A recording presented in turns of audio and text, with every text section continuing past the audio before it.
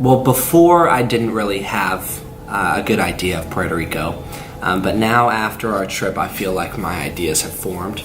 When we were first reading and discussing in our retreats about how the U.S. Was a commonwealth and how Puerto Rico somehow had a political right to kind of run their island, I just did not really know kind of like the negative part of it.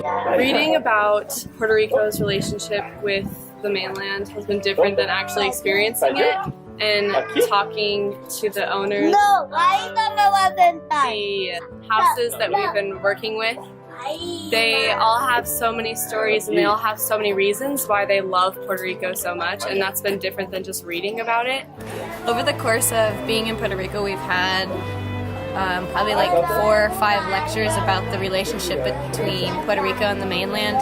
And before even coming here, I honestly didn't even know what that relationship was, which is sad because in our education system, Puerto Rico isn't even something that is talked about. We don't necessarily learn about Puerto Rico and Puerto Rico's history, so that was different because they are American and they still have a strong identity with Puerto Rico and their own culture and their own practices and their own traditions. Something that really struck me was learning the economic relationship. Puerto Rico essentially depends 100% on the U.S. for their exports and their imports. The U.S. still has kind of like a huge control in trade, in Puerto Rican's trade. The funding was a key thing, how the U.S., even though it was a U.S. Commonwealth, the U.S. was not really a part of kind of like this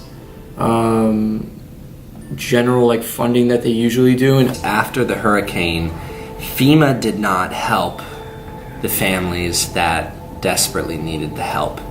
It was kind of surprising that FEMA rejected 53% of the applicants. There's also been absolutely no development since Maria in any agricultural status here. I thought it was going to be a huge agriculture land, but it was kind of weird because most of the crops are imported, and being such a beautiful island, you would think that there would be a lot of crops and fruits and vegetables, but when you go to the stores, the fruits and vegetables are expensive.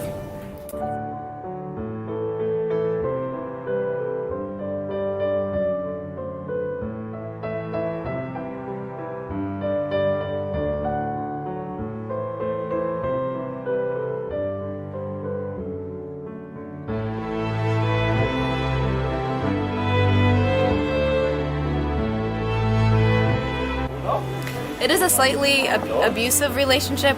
the U.S. still tries to have some sort of dominance over the Puerto Rican culture. We did have a conversation with 3 people who are from Patricia's school. Talking to Patricia's students, they all have their own Puerto Rican culture that they strongly identify with, and then they also identify with a lot of American cultures.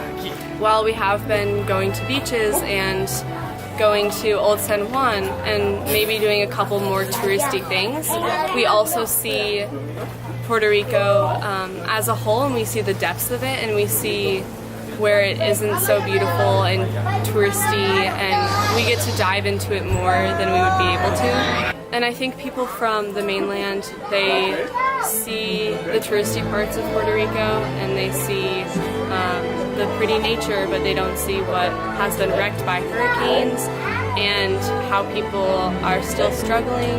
The fast food places that you saw, Burger King and McDonald's and KFC, was really present there.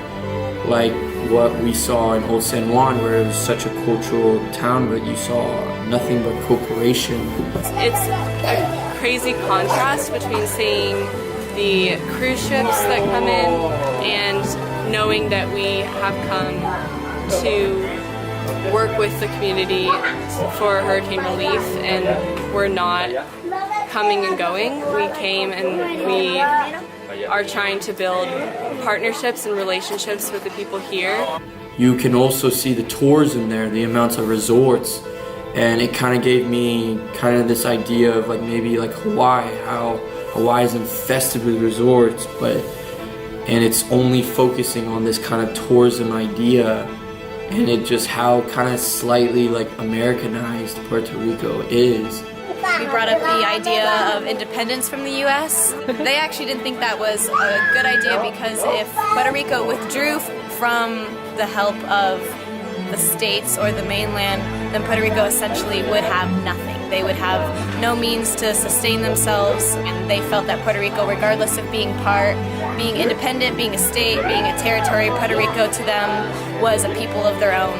The Puerto Ricans are so united together, it is incredible. They are such a tight family after the hurricane, and that you could feel this energy over there, that being an island, they had to really unite on themselves and rely on themselves, that